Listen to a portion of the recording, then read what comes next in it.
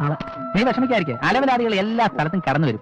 അത് കാര്യമാക്കാനില്ല. Hello ബാർബറിയം brother, എനിക്ക് രണ്ടുപേരുടെ കട്ടിങ് കൂടെ ഉണ്ട്. ഞാൻ കട്ടിങ്ങിന് വന്നേ. Japan FRCS. അതെ, ഫീമെയിൽ റവല്യൂഷണറി കോസ്മെറ്റിക് സർവീസസ്. ഈ കവലയിൽ ഒരു കമ്പ്യൂട്ടറൈസ്ഡ് ബ്യൂട്ടി പാർലർ തുടങ്ങാൻ വന്നതാണ്. വന്നപ്പോ സ്ഥലത്തെ പ്രധാനപ്പെട്ട ബാർബറെ ഒന്ന് പരിചയപ്പെടണമെന്ന് തോന്നി. സന്തോഷം. ഇവിടെ ഷേവിംഗ് റൈസേഴ്സ് സ്റ്റെറിലൈസ് ചെയ്യാറുണ്ടോ? ഇവിടെ കത്തിയാണ് ഉപയോഗിക്കാറുള്ളത്. കത്തി സ്റ്റെറിലൈസ് ചെയ്യാറുണ്ടോന്നാ ചോദിച്ചത്. ഇല്ല. എങ്കിൽ ഈ ക്ലാപ്പിലൂടെ എയ്ഡ്സ് പകരും മിസ്റ്റർ. ശരിയാ, ഈ ക്ലാപ്പ് വെച്ച് ഞാൻ ചേട്ടനെ ശരിയാണെങ്കിൽ ഇവിടുത്തെ നാട്ടുകാർക്ക് എഴുത്ത് വരാൻ സാധ്യതയുണ്ട്. അതെ.